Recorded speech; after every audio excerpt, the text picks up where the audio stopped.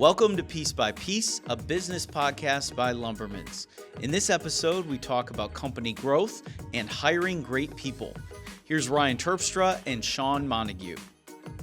Welcome back to another episode of Piece by Piece. My name is Ryan Terpstra, Media Manager at Lumbermens. Shawn Montague, Vice President, Building Materials.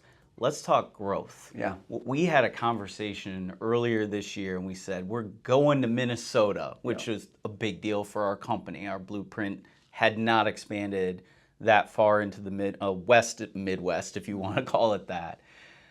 When we grow and when a company grows, what's the experience been like entering a new market?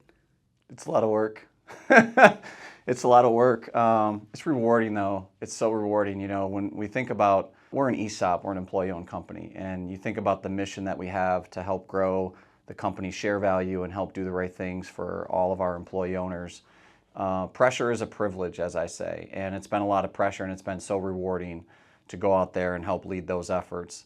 I've learned a lot. We've all learned a lot, but yeah, it's a lot of work. It's been going good though. We have a blueprint. That's a great thing. And we operate in multiple states. For those who are not as familiar with our company, Michigan, Indiana, Ohio, Northern Kentucky. That's been kind of our blueprint for the last few years. But we have had to grow into those territories.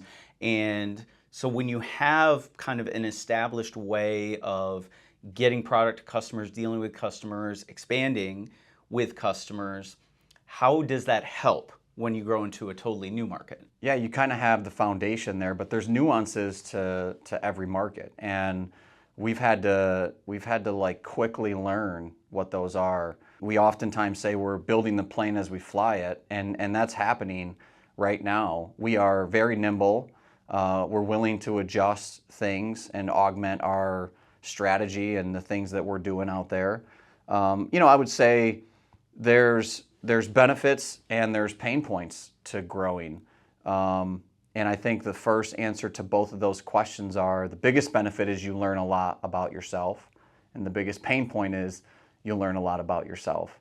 And I think it's a matter of how you respond to the things that are going on, the things that are coming at you every day. We do have a blueprint. We do have a foundation. But if we walked into a new market and we said, this is the way that we're going to do it, take it or leave it, we would not win. In fact, it's quite the opposite. We're walking into a new market. We're spending time getting to know customers. We're spending time getting to know our manufacturer partners. And we're figuring out what are the things that they like about their current partners. What are the things that maybe they dislike? What are the things that have caused them pain? And we're trying to figure out where we fit in. And I'll be the first one to say that we respect loyalty. We want it. If we were the incumbent distributor partner, we would hope that our customers don't just throw us away if a new person comes into town. And so we're not looking for that out there. But I would say one thing that we're doing is we're trying to identify where do we fit in. And the runway for that with each customer looks differently. We've hit the runway really short with a few customers.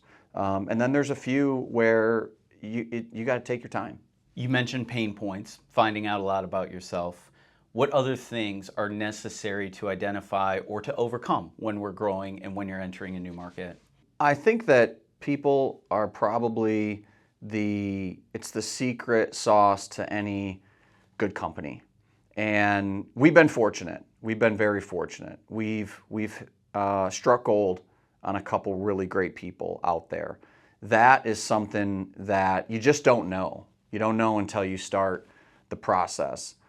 We've also been fortunate with our strategy around having a couple legacy Lumbermen's people relocate out there for temporary assignment to really help our culture stay alive. We do things a particular way. Our brand and our culture are really, really important to us, and we had to make sure that that stayed out there. That was part of the reason why we decided to greenfield our growth versus an acquisition. You know, the runway for who we want to be is shorter there, and we have the people to help us get there. That's an interesting point. Is it would seem that buying a company might be the quote unquote easier way to do it. You think that greenfielding, which is, planting our own folks out there, is the better way to do it to keep us who we are, so to speak. But that takes extra work. That means hiring more people, finding more people. What does that identification process look like then if we need to find folks that fit what we do? Yeah, I mean, now you're getting into something that is near and dear to my heart, which is building great teams. That process is so important to me. And I'll kind of walk you through it a little bit to the best of my ability, but I think it's so important to, as a hiring manager, and some would say that I'm one of the hiring managers that comes in at like the final interview process. I try and insert myself earlier in the process, and I would encourage all hiring managers to insert themselves earlier in the process. And traditionally speaking, the process for most people is, you interview a bunch of candidates and maybe 10 people apply, and the top 2 or 3 get passed on to the hiring manager. Maybe even the top 2 or 3 get passed on to like another mid-level manager, and then the final 1 or 2 get passed on to the hiring manager. Everybody's different. But I would say this, I like to cast a very wide net. And one of the things that's worked for me and for us, especially in a new market, is what I would call a virtual meet and greet. It's these really short 25, 30-minute virtual interviews where it's not even an interview, it's just a meet and greet where I'm sitting down and I'm talking to the candidate with a couple other people, and I can knock out, 2 per hour. So you can meet 8 or 10 people over the course of a day. And that process has transformed our candidacy pool, because now we're meeting more people. And you may have reviewed someone's resume, you may have turned them away just based off of a resume, and you never even met them.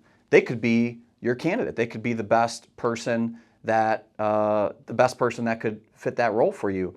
But because you didn't take the opportunity to just meet them, you missed out. So I like what I would call casting a wide net is part of my process from the beginning. So you're meeting a lot of people.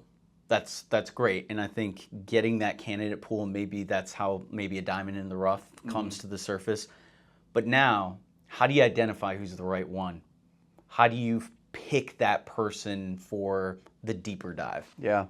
I think most people, I could be wrong on this, but I've seen it. Most people really breeze past a resume. Here's what I mean when I say that. I mean that when you're in an interview, I might spend the first 40 minutes unpacking their resume, unpacking their work history. I might not even get to the first interview question, the first traditional interview question, until I have completely unpacked their resume. And here's what I mean when I say that. It's so important to understand why and how people make decisions. And so if you see a candidate who has jumped from one company to another, and then another, and then another, and then another, you may not even meet that person because you're scared that they just jump from company to company to company. I actually want to talk to that person. I'm intrigued on why they made those decisions. And I've interviewed so many people where I will talk to them and they will jump from one company to the other, and I'll ask the very specific question, walk me through the process of why you left the company that you decided was going to be a good fit for you, and they'll walk me through the process. Okay? Most people might stop there. I take it one step further and I say, okay, so you chose X company to go work for. Can you now walk me through the selection process on why you chose them? Were they the only company that reached out to you? Did you know somebody there and they recruited you? Did you interview with 5 different companies and this is the one that you selected? Why did you select them? What was it about them that drew you to work for them?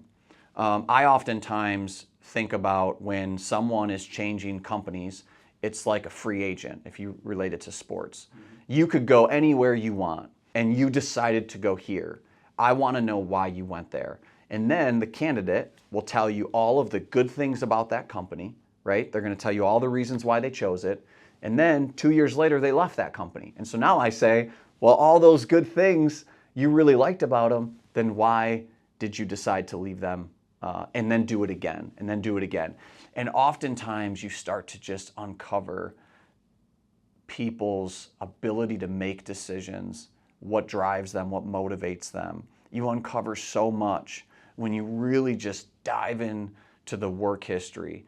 And again, sometimes it only takes 10 minutes, but there's times I've been 30, 40 minutes in, and we still haven't gotten to the first traditional interview question. And that's interesting to me because I've been through the interview process before. I talked to you when I joined this company as well. And I think people who have changed either careers or jobs, like they're prepared for the interview question and kind of the canned responses once in a while. But when you investigate further and like make them talk about themselves, like now you're seeing how they would operate with a customer or with a coworker or something of that nature. I think you get a better sense of how they operate within your environment. Yeah, and we like to ask non-traditional interview questions. I mean, the traditional interview question is like, tell me about a time when you had to work with a team to accomplish a common goal. We'll get there. Like, if you ask the right question, you know, that's gonna come out. But everyone's prepared for that question. You know, a couple examples. I like to ask the question, have you ever had a mentor? And that kind of throws people off. Number one, they're like, why is this guy asking me that? And two, it makes them just sit back and think, have I had a mentor? And the reason I ask that question is I want to know if they're coachable or not. I'm not saying that that's the end-all, be-all, and if they've never had a mentor, they're not coachable. But I do believe that if you have had mentors throughout your life, you're more willing to listen to feedback. And as a leader, I want to make sure that you are willing to listen to feedback. Another example would be, and I stole this one from someone, and when they hear it, they might say, yeah, he took that from me, is, you know, if you had 3 or 4 of your closest friends in the room and you weren't in the room, what would they say you're really good at? And then they'll ask a few, or they'll give a few answers, and then I would say, what would they say you need to work on? And it takes the candidate out of the present moment, and it makes them think through, how do I come off to other people? And how am I perceived by the closest people around me? So we love non-traditional interview questions because you just really learn a ton about people. Absolutely do. So we have grown. We've hired a lot of people, whether it's within our existing footprint. We've had to add people out in Minnesota. For our company, we've had to bring in a lot of folks in the last couple of years. You get through the interview process. In your opinion, what makes a candidate great? What kind of things do you see that you're like, that's the fit I'm looking for? I want to know if I would be willing to compete against them. That for me is when I'm walking out of that interview, would I want to go up against them? That is the telltale sign. And there are times where I walk out of an interview and I say, I wouldn't mind competing against them. I wouldn't mind if the competition got a hold of that person. I'd be okay with that. And there's times I walk out of there and I'm like, I do not want to compete against them. You know, if they had the right environment and they had the right motivating leader and they had all the tools to be successful, that person would be a really good X, Y, or Z. So that's one of the things that it's my measuring stick. But I would say, you know, to answer that question even further is, what are we looking for? What makes a candidate great? It's the intangible, intrinsic motivation. There's such a difference between motivation and discipline, and we're just looking for really disciplined candidates. And then I would add one more thing now that I'm thinking about it. I was talking to another executive recently, and he said he hires his team only based off of one thing, and it's the airport rule. I'm like, tell me more about that. What do you mean? What's the airport rule? And he's like, you know, imagine you and your family were in the airport and your flight just got delayed, and you're out of cash, and the only vending machines that are open only take cash, and it's 2 a.m. and everyone's tired and cranky. Would you want to be sitting next to this person in the airport? And that resonates with me. You know, is this someone that you wouldn't mind sharing time with in an airport. You know, your phone battery's dead, so you can't listen to your headphones or your music or whatever, and you have to engage with people. Would you want to engage with these people? So I wouldn't say that's the end all, but I would say that that's something to think about, is chemistry. Are they going to fit in with our team, and are they likable? Will our customers respond well to them? So we've identified, we have found what makes somebody great. They're in the fold. How do you build that team, I guess, once you find these great candidates? And if you build that team, how do you lead that team to get accomplished what needs to be done for the company? Leadership and sales is a contact sport, and it happens small until it happens big, if that makes sense. I really believe that. I mean, games are won with base hits, not home runs. So I'll just repeat, it happens small until it happens big. And I think that it's important to keep your team reminded of that and engaged in the process.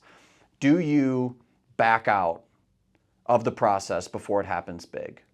Do you stick with it until it happens big? And I can think of multiple examples of that. As I say that out loud, I can think of specific examples in my head right now over the last, several years, where I've seen people back out before it happens and then stick with it when it does happen. And I think, going back to, previous episode and some of the things that we talk about here at Lumbermen's, is it's about you, not me.